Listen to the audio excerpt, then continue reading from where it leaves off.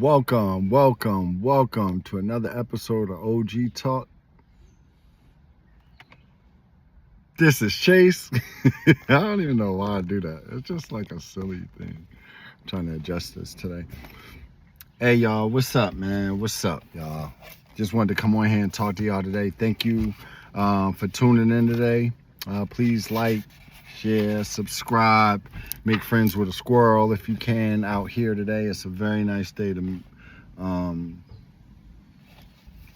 it's a very nice day for everything. It's about 85 degrees out in Jersey, and it's supposed to get up to like mid 90s, I think, today. So that's what it is. So today I wanted to talk about the illusion of control. Okay, the illusion of control. I think a lot of our suffering comes just from that. See, our bodies and our brains, our minds loves to be in control. And when we can't control the situation and it might be up in the air, our mind always is going to fight for control. And this is very important. This is a very important message because if you really get what I'm saying right here, it'll make you look at your thoughts and everything a little bit differently, right? So let's look at what our mind really is. Our mind is like this big supercomputer. It tracks everything. It tracks all your mistakes. It tracks every conversation you've ever had with anyone. It's in there. That's why you can refer back to it at certain times. It's a 24/7 computer, basically. And what it does is when you can't see in the future, I hate saying see in the future, but when your mind can't predict what's happening next, which your mind has never predicted anything, really. It's all predictive programming. So it's designed to keep you safe, not for you to evolve or actually figure things out. All it's doing is giving you probabilities on things that has already happened or information that you've already accomplished. Why am I going down this road? Because you can't always follow your mind. So your mind has this illusion of control, and it's going to try to predict what's going to happen in the future to keep you safe. But what it also does is keep you stuck. Do you feel me? Your mind will get you stuck because all it does is play in loops. And one of the things I think is the most important thing that we have to remember,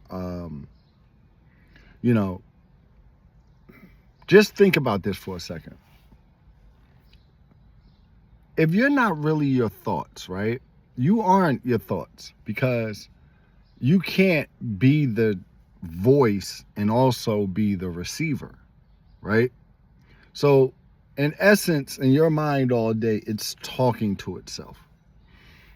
And since we have 70,000, 80,000 thoughts in a day, our mind is just racing this over and over in our head.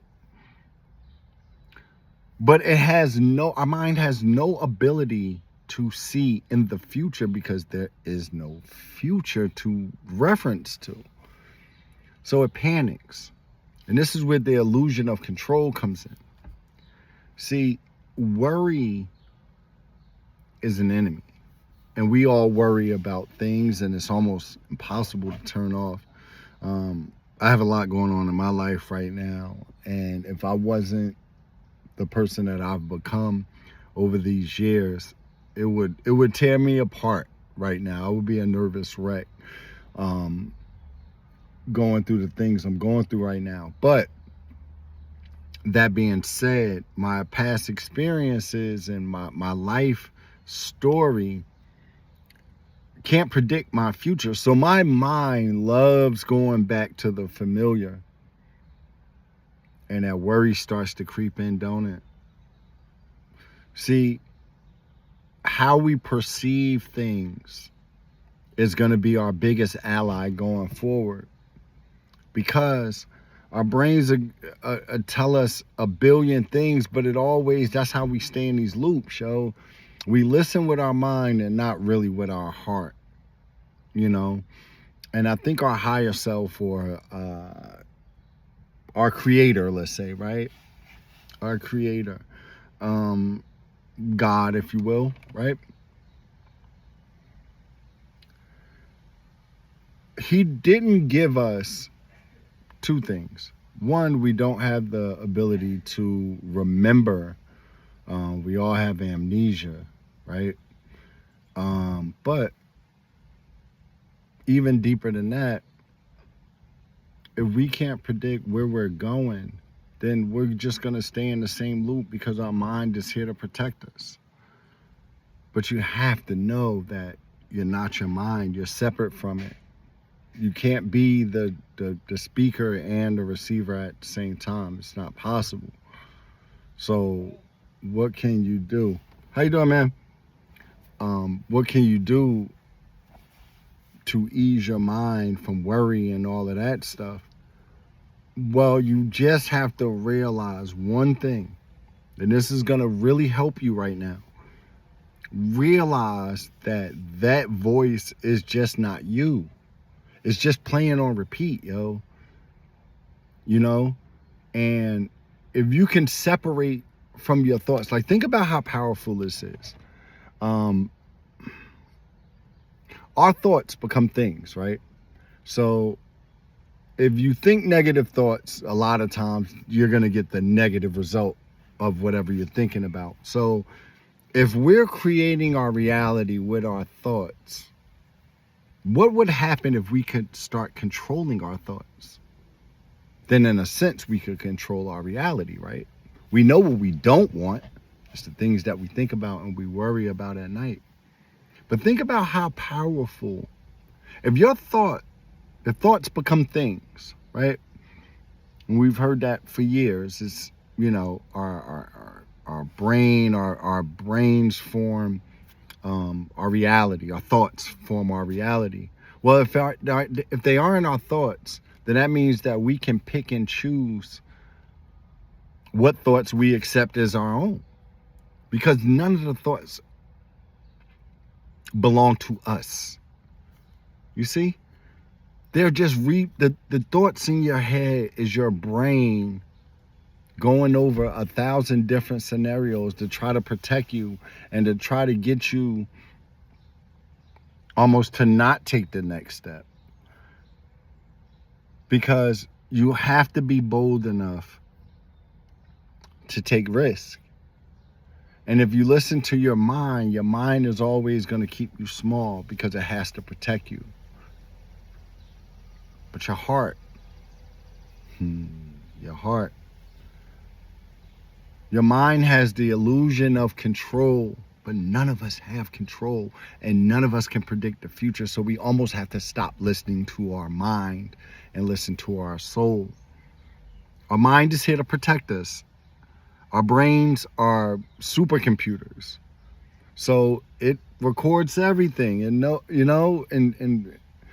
but it cannot predict the future. Only your soul knows where you're supposed to end up. And your soul is connected to the Creator. God, if you will, whoever you believe the Creator to be. I don't care who you believe in, what your religion is. None of that means anything to me. It doesn't matter as long as you believe that you did not make yourself. Of course you can't make yourself, right? This is universal wisdom, if you will. You got to control your thoughts. Your thoughts. They're not you. It's just a voice playing in your head. Think about how powerful. Think about how many times we've allowed, I'm not going to say you, I've allowed, stayed up all night thinking about something, worrying about something. Still happens. It's almost impossible to turn off. However, we have to realize that isn't us speaking to us. Those are just thoughts. You have to separate your thoughts from your mind. They aren't the same thing. Like, your thoughts don't belong to you. They don't belong to me. They're just thoughts. There's 70,000 of them a day. Most of them you're not even cognizant of, you know? Think about how powerful we become when we can control our mind. Think about how powerful we become when we can see a distraction and say, no, I'm not going to do that. That's low vibe. I'm not going to do that. That conversation ain't the kind of conversation I want to have, or that ain't the type of content I want to look at, because if I start looking at that content, then that's going to draw me down a rabbit hole of things that I don't really want to be involved with no more. So I'm going to control my mind. Your mind is the most powerful weapon, but it can hurt you or it can devastate you. Start picking your thoughts. Realize if it's a thought that comes across that is negative, that's not your thought. Why would your creator put negative thoughts in your head? Doesn't even make sense, right? So those thoughts come from somewhere. It's the collective. The thoughts are all in the collective field. Some of the thoughts you have, you know, you didn't come from you. It came from something you heard on a podcast or YouTube or somebody saying passing. And you gathered that thought and you kept that thought. But how about if you only keep the thoughts that are productive? Not the ones that say you're fat or lazy or ugly or stupid or worthless, or the thoughts that say I'm depressed. You don't have to be. You can choose and learn to fight that feeling of depression by recognizing that it's just a thought, that it's not you. You are only a light bulb, yo.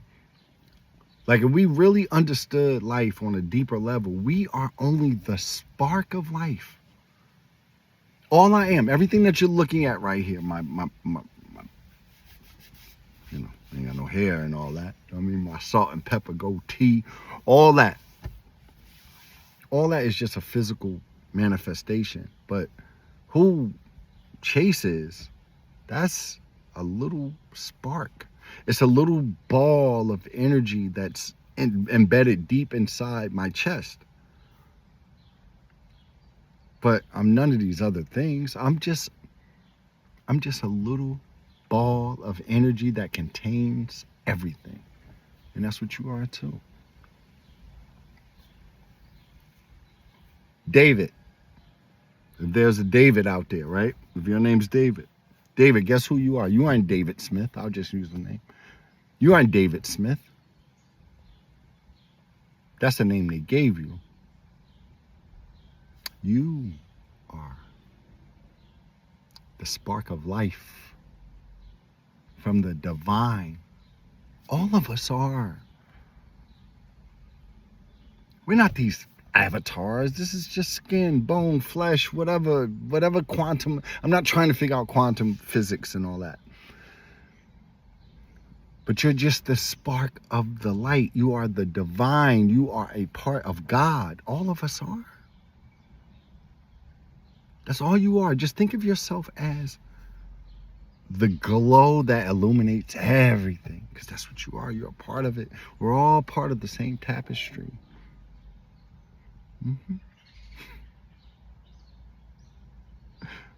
Learn to control your thoughts. Know that those dark thoughts are not coming from your creator. Those thoughts are coming from the other side to try to keep you small. And there's no way to control thoughts.